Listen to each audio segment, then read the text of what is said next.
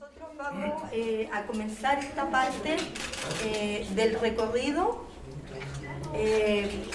por la parte como principal de lo que es el hogar de menores, ex hogar de menores, Regina Shelley, donde nosotras estuvimos detenidas por más de un par de meses. Al contrario, unas tuvieron menos, otros tuvieron más, porque hay que dejar claro, hace 38 años que este recinto dejó de ser la parte femenina de la cárcel y volvió a ser lo que había sido durante años un hogar de menores.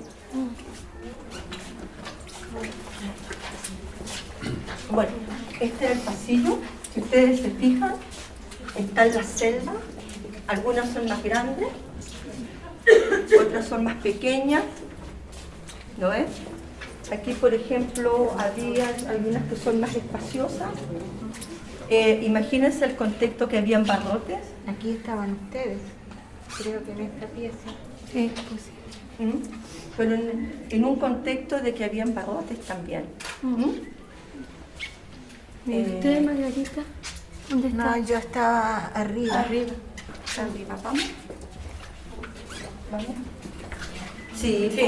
Bueno, estos eran los baños que comentaba Lucía, que nosotros las prisioneras políticas nos dividimos las tareas, nos conseguimos botellas, quebramos los vidrios, limpiamos las gradas, las escaleras de arriba, los baños de arriba, estos, porque era pura mierda, no se distinguía ningún color blanco en los lavamanos ni en las tapas. Y esto los habilitamos nosotros para el uso nuestro a mano y siempre tuvimos solamente agua fría. Nosotros, agachadas, muchas veces después de las torturas, limpiamos los pisos, los dejamos relucientes. ¿Lo ves? Aquí están otros baños, ¿lo ves que hay celdas más pequeñas? No sé si ¿Podríamos subir arriba? Hay que preguntarle a la Madre Superiora, porque ellos son los que nos han permitido este espacio para recorrerlo. Si ustedes pueden mirar por la ventana, ese es el patio de los chirimoyos. Ese es el espacio que teníamos y que lo compartíamos con las prisioneras políticas y las comunes. Si ustedes... Pero no era un lugar de libre acceso. Había que pedir permiso para salir. Si ustedes se fijan, no es muy grande, pero era el espacio que compartíamos entre todas. Era el espacio de juego, era el espacio de darse los paseos, nos dábamos las mismas vueltas no sé cuántas veces en el día. Sí. Oye, la muralla que hablaban ustedes, ¿dónde estaba? ¿Es esa o es esta? Es esta de acá. La que cerraba el pasillo, porque había una sola puerta. Esa puerta no existía, no. Ya. Obviamente bajo todo otro tipo de contexto. No teníamos los mismos mobiliarios. No habían closets, las ventanas tenían barrotes, habían muchas veces prisioneras que dormían en los suelos. Muchas de ellas, por ejemplo, a medida que iban llegando, y si no había espacio para que durmiera, tenían que dormir en el suelo. Había varias que dormían en el suelo. Y las celdas que estaban incomunicadas, que estaban destinadas a las incomunicadas, eran realmente, no sé si eran parecidas a las caballerizas, a los gallineros. Teníamos solamente algo que ni siquiera era como colchón, en las que estábamos el tiempo que duraba nuestra incomunicación, sin poder ir al baño, sin poder casi recibir comida. Lo único que teníamos para abrigarnos era nuestro cuerpo y la ropa que traíamos. Nada más, no había frazadas, no había nada. Si llegaba alguna frazada, venía con chinches o con piojos. La especie de colchón en la que nos acostábamos cuando estábamos incomunicadas era un instrumento, un artefacto realmente sucio, lleno de sangre, de vómitos. Bueno, esa era nuestra incomunicación y en esas condiciones. La celda tampoco tenía ventana, esas celdas eran incomunicadas. Esto era pared. Si ustedes pueden mirar el segundo piso, así eran las ventanas. Sí. Nosotros Sí, en el tiempo que nosotros estuvimos acá en el Buen Pastor, las ventanas eran así. Nosotros conocimos ese tipo de ventana. O sea, las ventanas grandes, amplias que ustedes están viendo, No existían. eran así. De esas tenían barrotes, ese era el tamaño estándar de las... Y esto no estaba. Solamente esto era una pared. Hasta acá nomás llegábamos. La pared del patio llega hasta ahí. O sea, ese era el espacio físico que nosotros teníamos, al que nosotros solamente accedíamos con permiso. Con permiso, claro. Pero todo este recinto más amplio, que ustedes pueden ver, con gruta, todo este era el espacio que disponía el personal militar para desplazarse. Ellos se desplazaban por todo esto. Ellos daban vuelta porque todo esto estaba rodeado por militares, armados, con carabineros también, con sus trajes, todo, con sus uniformes. O sea, no había personal civil. No, colores blancos. ¿Y se acuerdan? Este era su celda. Sí. Yo lo entiendo.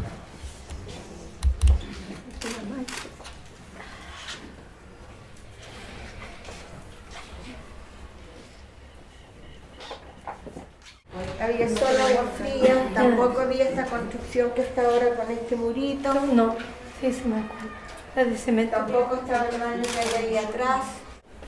De acuerdo al fin del pasillo, a nosotros Y en estas celdas quedábamos encerradas con esa puerta que ustedes ven atrás, era imposible. Si sucedía algo, si alguien se enfermaba, poder bajar de inmediato a comunicar qué es lo que pasaba.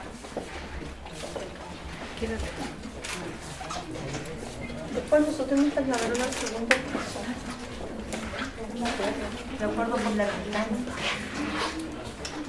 De acuerdo por la ventana. Después nosotros llegamos a una celda como esta.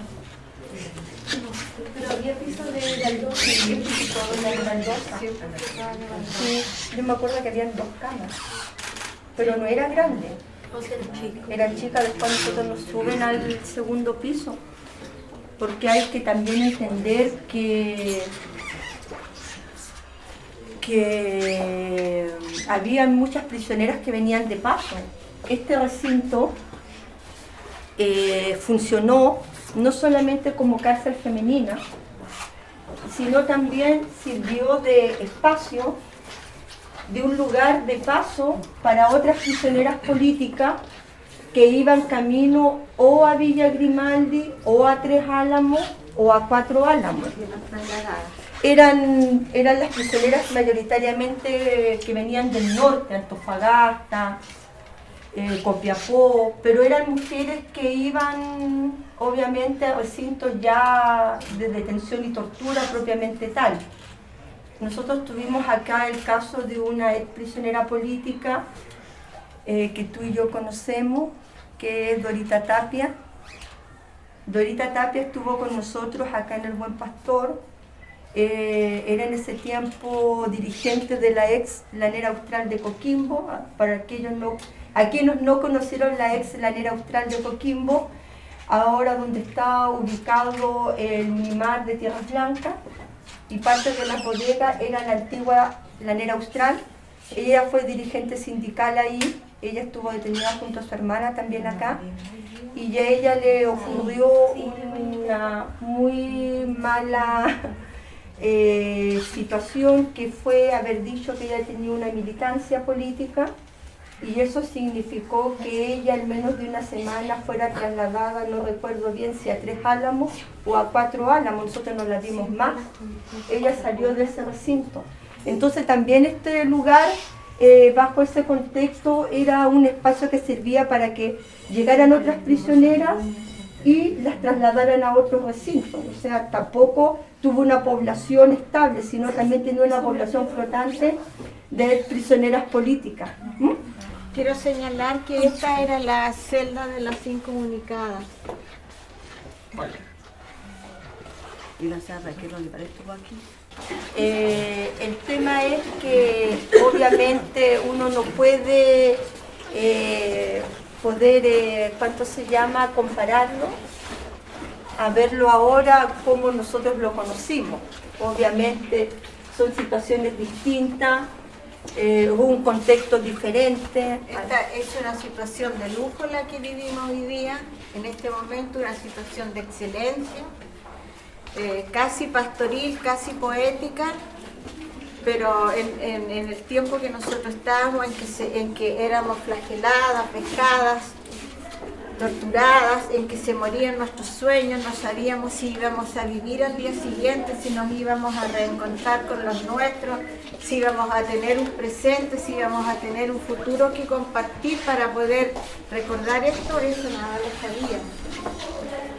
Ni tampoco quisiéramos que eso, como es una frase casi prostituida hoy día, porque la mayoría habla de que nunca más se repitan esos hechos, pero para que no se repitan esos hechos tenemos que hacer lo que estamos haciendo hoy día y lo que hacemos a lo mejor muchos militantes día a día, trabajar para que eso nunca más se repita. Trabajar para que haya un rescate de la memoria social, colectiva e histórica. Trabajar para que haya verdad y justicia. Trabajar para que no haya una conciencia que le rinda culto a los sueños ocultos y a lo que yo era funcionario administrativo y no tenía idea que esto sucedía. Mentira, todos sabían lo que sucedía. Absolutamente todos. Sí.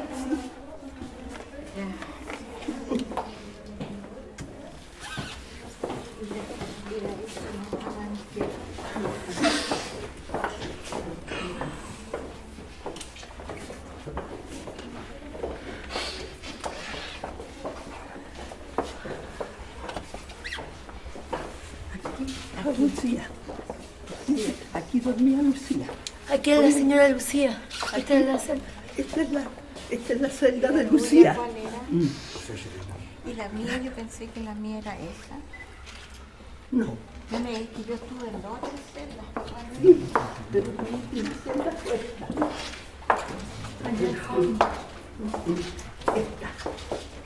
Esta fue mi última celda. Y allí estaba la Ofelia del Mónaco. ¿Y la tuya cuál Y fue? la del fondo. Sí, sí, bien allí ella tenía razón. ¿Lo ves? Yo tenía razón. La memoria. Yo acuerdo que nuestra Yo última también tuve razón en recordarme de la mía. Esta es mi celda. tenía razón, que esa fue la última celda. Sí, y allí lo dijo. Sí, Esta es la última celda de nosotros. sí. Aquí tenía la cama. Y esa Sí, era Y la... dormía con Natasha y una camita chica para la galleta. Esta fue nuestra última celda. Yo te lo dije, Maggie, nosotros estuvimos acá en el segundo piso. Pero Y aquí, después que a mí me trasladaron. Sí, y aquí dormía la capitán Rulo. ¿Te acuerdas de ella? La que hacía los mandados, la que traía los recados, lo que decían los milicos. ¿Cómo se llamaba la señora que nos traía las encomiendas de abajo que estaba en la puerta con la de pelo blanco, media viejita? ¿Blanca? ¿No era blanca? No, blanca no. Bueno, no. nuestra última celda.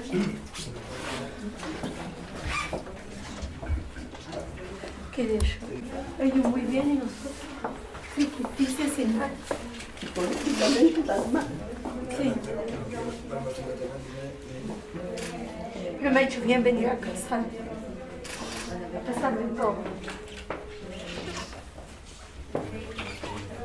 Yo guardo la dignidad. Hay que seguir peleando por la justicia.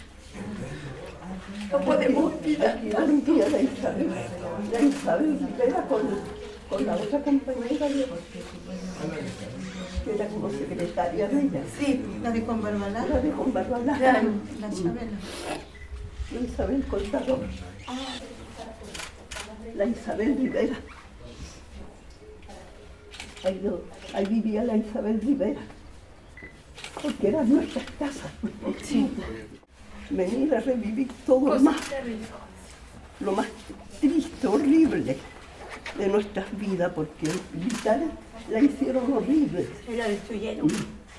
Ellos destruyeron no solo mi vida, sino que de todas las compañeras que estuvieron aquí. Y el jefe de todo eso fue Emilio Cheire. En el caso de Bueno. nosotros sí, pues.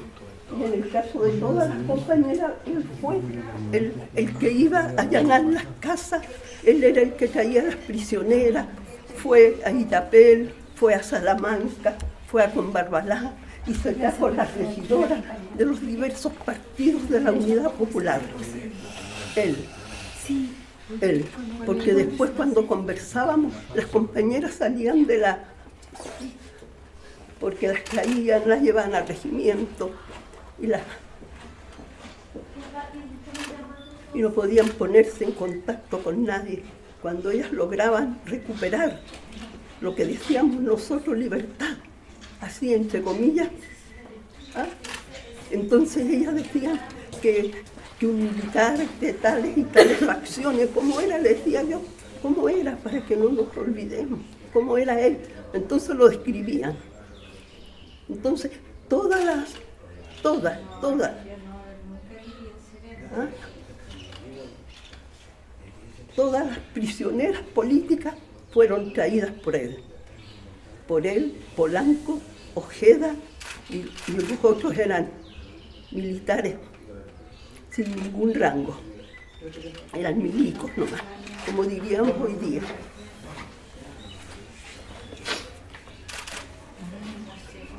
Aquí estuvieron niñas de la universidad. Aquí estuvieron 5 niñas de la universidad.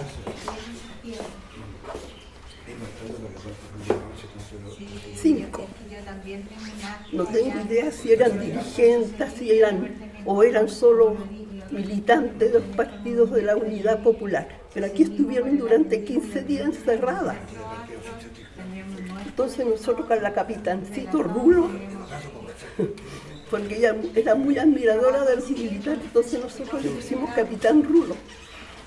Entonces ella, a través de ella, nosotros le mandábamos algunas cosas que nosotros teníamos, porque nadie podía abrir la puerta excepto los militares cuando las vinieran a buscar.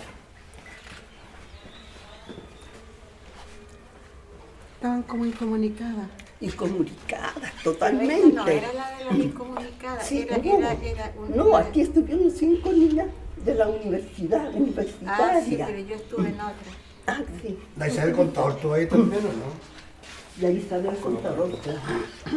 La Isabel Contador estuvo ahí con ella y las otras con las universitarias. 4 se fueron y ella quedó. Ella fue pero terriblemente torturada. Isabel Contador murió hace un par de años atrás. Mire, Isabel sufrió lo mismo que sufrimos nosotras, pero ella no tenía por qué sufrirlo. Si no era ningún pecado ser dirigente de la universitaria. ¿Qué había en eso? ¿Qué crimen? Sin embargo, ella fue llevada al regimiento, la llevaban al regimiento, no para interrogarla, sino que para violarla. Después se burlaban de ella, se reían. Ellos le quitaban la ropa porque ella nunca aceptó quitarse la ropa. Ellos le quitaban la ropa.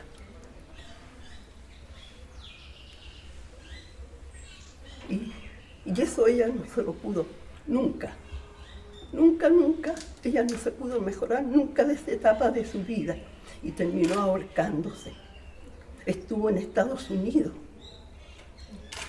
Allá se casó con una persona de origen libanés y se divorció porque ningún tratamiento pudo sacarle todo lo que ella había vivido, todo lo que había sufrido. Y su madre, que nunca la comprendió, nunca la entendió, jamás. ¿Hay fotos de ella? Sí. Mi mamá tiene fotos. Sí, yo tengo Ella fotos tenía de un ella. local en el Persa, se fue cuando nosotros trabajamos, la Isabel Contador, y después se murió. Siempre ella iba a se conversar mató. conmigo, siempre conversaba. Pero ese otro tema que hay que hablarlo después porque tú sabes que... Entonces, ven ustedes, Mi mamá tiene que hablar ahora. aquí estaban unas compañeras de Punitaqui. Estuvieron 8 meses.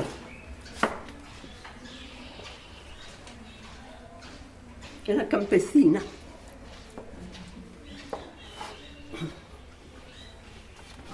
Y aquí estuvo la compañera que era dirigente campesina y que vio cómo mataban, cómo asesinaban a los Leverman. Aquí.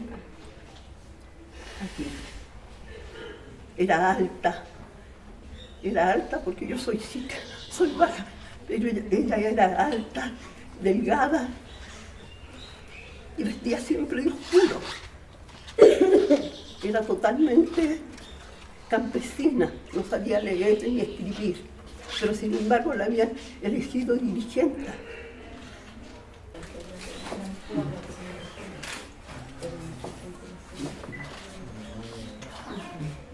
Yo estuve 3 años en esta cárcel, sometida a los más horrendos, Déjame. claro, y tormento, solo por tener monedas y banderines de países extranjeros.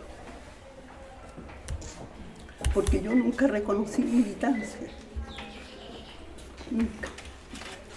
Nunca les dije yo soy socialista, yo soy dirigente, yo soy aquí, soy allá, no, nunca, jamás.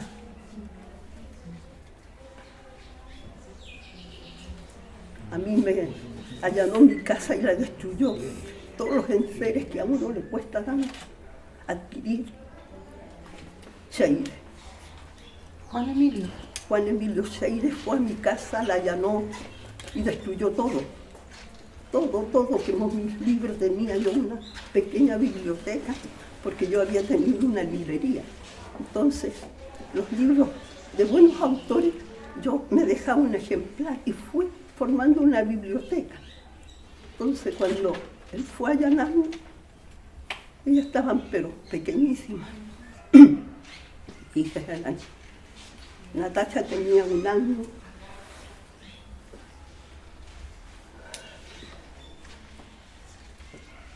Y Elena tenía 3.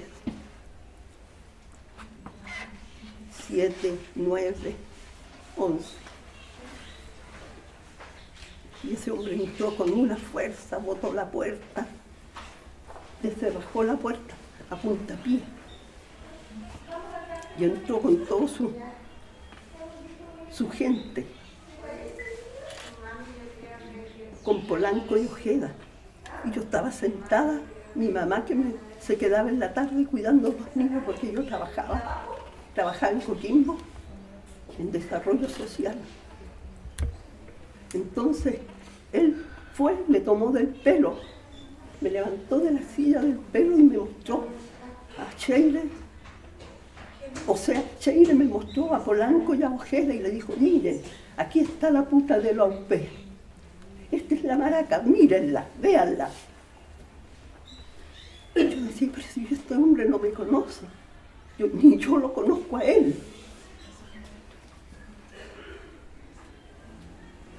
Y me golpeó delante de mis hijos que corrieron aterrorizados a refugiarse en los brazos de su abuela. Mi mamá todavía vivía en aquel tiempo.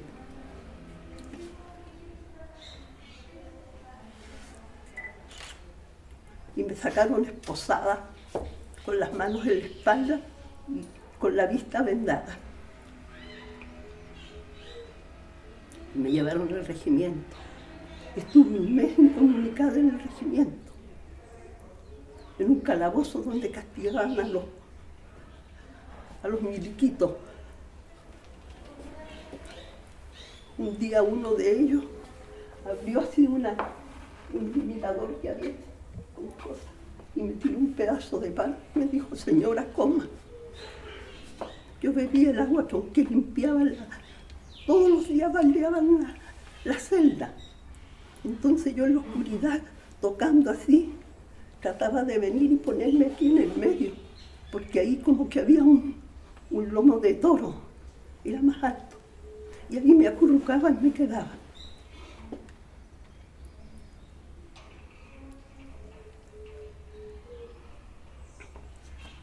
Cuando me trajeron aquí a la cárcel, la madre Eufrasia dijo, pero ¿cómo? ¿Qué le hicieron? ¿Por qué viene así usted? Yo no podía hablar. No podía hablar. Muchas personas dicen, los sacerdotes dicen, perdonen, perdonen, aprendan a perdonar. Pero ¿cómo se aprende a perdonar? ¿Cómo? Si nunca han pedido perdón. ¿Ah? ¿Cómo? ¿Cómo puedo yo decir, sí, yo los perdono, no tengo odio contra ustedes? Pueden vivir, pasar, y yo lo he visto, pasar por mi lado. A toda esta gente que me hizo tanto daño. Libre. ¿Ah? Nadie los ha acusado de nada. Y si los acusaron alguna vez, los consideraron que no tenía importancia haberle hecho eso a las mujeres.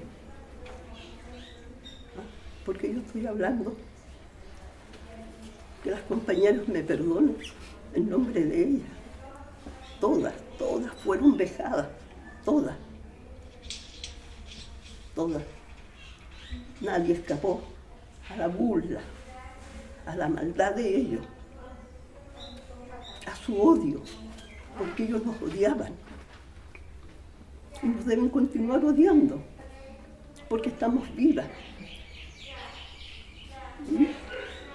Cuando yo escribí una carta, cuando supe que Juan Emilio Scheire iba a ser el comandante en jefe del ejército, yo escribí una carta al diario La Tercera, al Siglo, al Punto Final, con mi experiencia.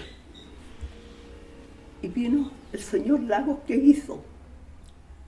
Me castigó, me quitó la mitad de mi jubilación y nunca nadie me la ha devuelto. Y en la carta que me envió decía que el país estaba en crisis, en una crisis económica terrible y que yo tenía que cooperar con la mitad de mi jubilación para salvar al país.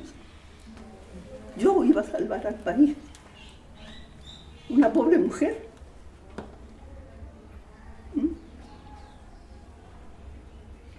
Que no podía trabajar. No porque no quisiera, porque fuera floja. No.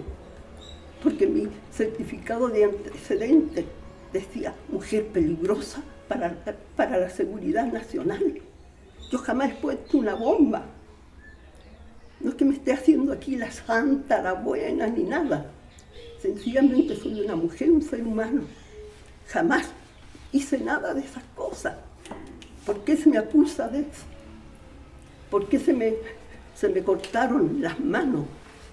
Porque al entregarme ese certificado, ¿dónde lo iba a mostrar?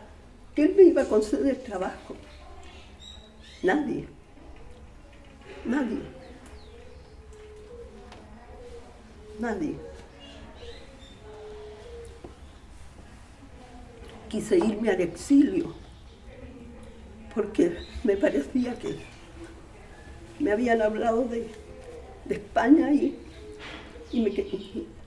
como soy mala para los idiomas, dije, me voy a España nomás, que allá voy a ser, a lo mejor, nunca he sembrado, a lo mejor voy a terminar siendo agricultora, trabajadora de los campos. Pensaba, y fui a buscar a un amigo con el que habíamos compartido en el Partido Socialista más de 35 años, Daniel Acuña, y le dije, vámonos Daniel, mira, me ofrecen, los españoles me ofrecen el que me vaya para allá, vámonos. Vamos, no te quedes aquí. No, es que yo, que va. Pobrecito. Entonces yo Yo me enojé con él, le dije que era un viejo tonto porque en aquel tiempo yo tenía 29 años.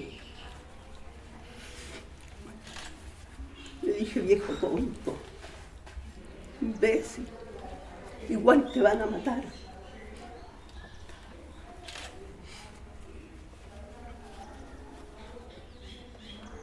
Y después el trabajador de él, que me conocía tantos años, me fue a buscar una madrugada.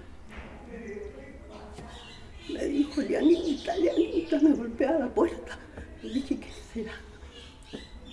Tenía miedo. Abrí la ventana y salí a ver quién era. Y él me dijo, Lianita, venga, mataron a don Daniel. Vamos a verlo. Estaban todas las ventanales de la casa de él dinamitados. Los sillones, igual que había pasado en mi casa, no me llamó la atención. No me llamó la atención de ver cómo todo estaba destruido. Me fui al dormitorio de él, lo que quedaba de él, porque a él lo amarraron y lo dinamitaron. Los pedazos de carne faltaron para todos lados. Entonces yo con el viejo, con el trabajador de él, empezamos a recogerlo y a ponerlo cerca de él. Y su esposa no estaba esa madrugada en su casa. La esposa de él, la hermana de él, la Vali Stack, la hermana de Juan Stack, el capitán, no estaba esa noche en la casa, porque el hermano debe haberle avisado que iban a ir a este operativo y la salvó, pero ella no le avisó a él. Eso me dijo Roberto cuando fui a ver al hospital. Ella se salvó de esa manera. Y él murió de esa manera tan horrible. Y pienso cuando lo deben haber estado amarrando, cuando le pegaron, cuando todo el procedimiento que yo hacía. Pensaba yo, ¿cómo tendría de miedo? Porque él es una persona tan delicada, tan sensible. Debe haber sufrido en esos instantes los horrores más grandes de lo que le quedaba de vida. Así murió Daniel Acuña, amarrado a su cama y dinamitado. ¿Él era fundador del Partido Socialista? A él lo mataron porque él era fundador del Partido Socialista. Hizo su último congreso en Peñuelas. Entonces vinieron de todos los países del mundo, del área socialista, a este congreso. Y traían cámaras, Entonces él prestó su casa para que dejaran allá todas esas cosas, porque de ahí estaba cerca Peñuelas. Entonces, yo creo que la esposa de él le debe haber dicho a su hermano que esos grandes cajones, bultos, cajas, eran armas. No, eran cámaras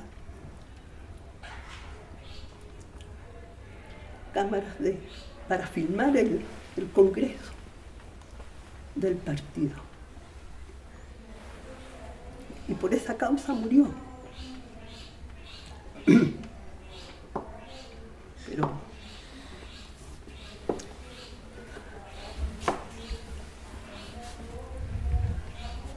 solo la dictadura nos dejó a los sobrevivientes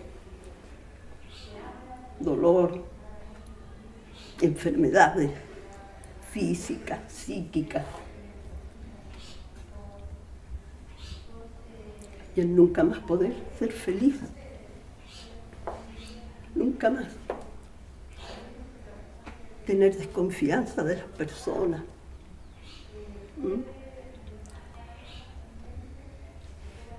Es algo terrible, horroroso. No poder confiar en nadie.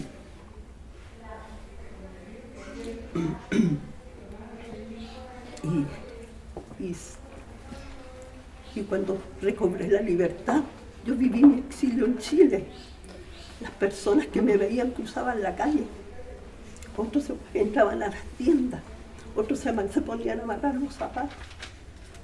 Entonces me di cuenta de que yo estaba en un país extranjero, que este no era mi país,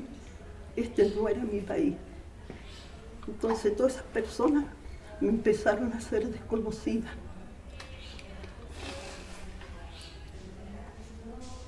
Porque si yo hubiese tenido, creo, la peste negra, cualquier cosa, esas personas se habrían acercado a mí y me habrían tenido lástima de mí. Pero no. He vivido mi exilio en Chile, sola, sin nadie. Todas las personas que yo pensaba, de las que podía no obtener algo para comer, no, una palabra. Porque a veces hacen tanta falta que le digan a uno, oh, me alegro de verte. Oh, que estás tan bien. Esas cosas tan simples que uno repite todos los días. Y a cada momento, algunas veces, a mí me fueron negadas. He vivido sola.